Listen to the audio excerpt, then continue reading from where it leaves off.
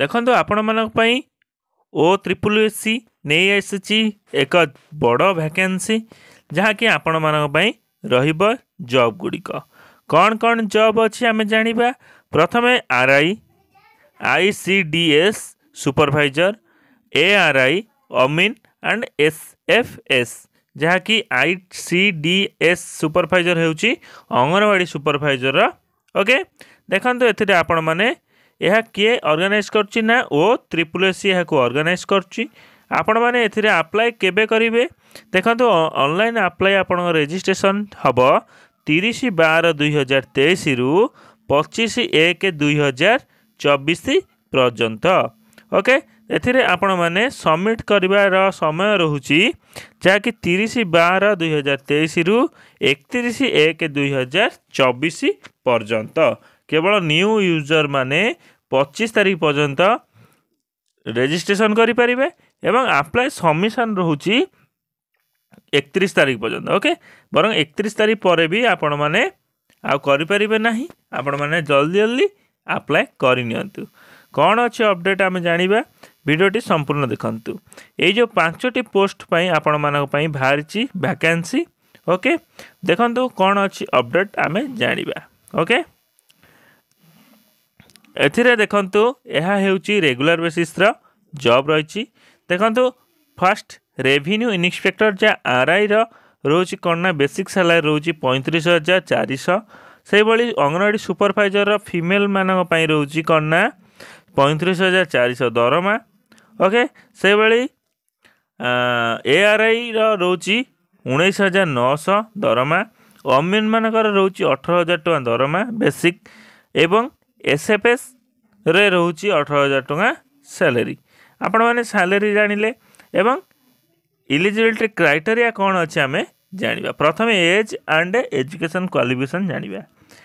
RI रे age आपण मानको केते मागुची ना 20 रु 38 वर्ष। ओके 20 रु 38 वर्ष बयस थिले 1/1/2023 को आपण मानको 20 हेतुवा दरकार नचेत आपण माने अप्लाई करि परिबे नाही। से भली आपण माने अंगनवाड़ी सुपरवाइजर 21 रु 38 वर्ष। ओके 1 जनवरी 2023 से भली आपण मानकर ARI अमीन यह हेउची 20 वर्ष आपण मानकर रही बयस सीमा। क्वालिफिकेशन कौन रोची RI पई क्वालिफिकेशन आपण माने जेकोसी डिग्री करथिबे जो यूनिवर्सिटी रे पास करथिले आपण माने इथरे अप्लाई करि परिबे। से भली आपण मानकर समस्त प्रकार इन्फॉर्मेशन मन सेही अछि जहाँकि डिग्री आर्ट्स साइंस कॉमर्स आ रहिला जो असिस्टेंट रेवेन्यू इन्स्पेक्टर एवं अमीन रो पदवी यह +2 दशम एवं +2 जे पास करथिबो +2 से एथिरे अप्लाई करि परिबो। ओके नेक्स्ट जानिबा एठारे आ कोन मेंशन करछि एठारे मेंशन करछि आउ कोन मेंशन करछि हम जानिबा।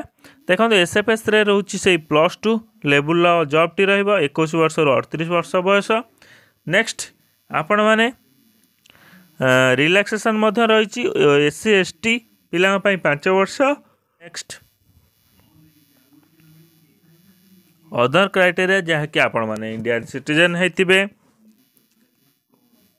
आ कौन रही देखिबा वीडियोटी संपूर्ण देखंतु। एथिरे कोनोसे आपण मानको फी पड़िबो नाही जहाँकि जीरो रे आपण माने अप्लाई करिवे जहाँकि फ्री रे समस्ते अप्लाई करिवे।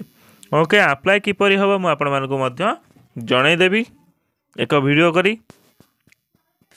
एथिरे मध्य अप्लाई रो प्रोसेस मध्य दे देछि आपण माने मध्य पढ़ी पारिबे। मैं आपण मानको नोटिस टी डिस्क्रिप्शन रे दे देबी।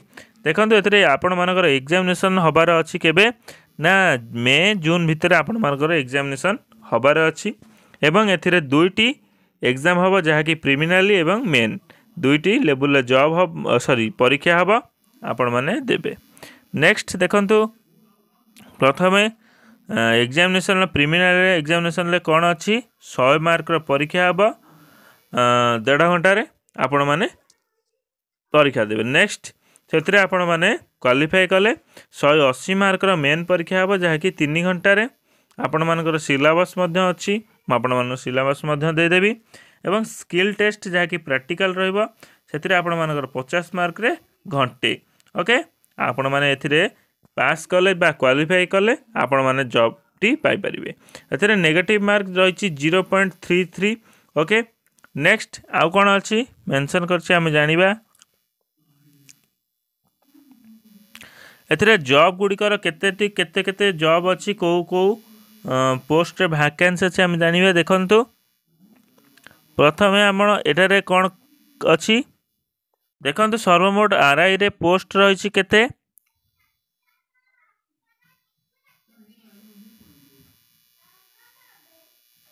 559 पोस्ट रही आरआई रे नेक्स्ट से भाई आपण मैंने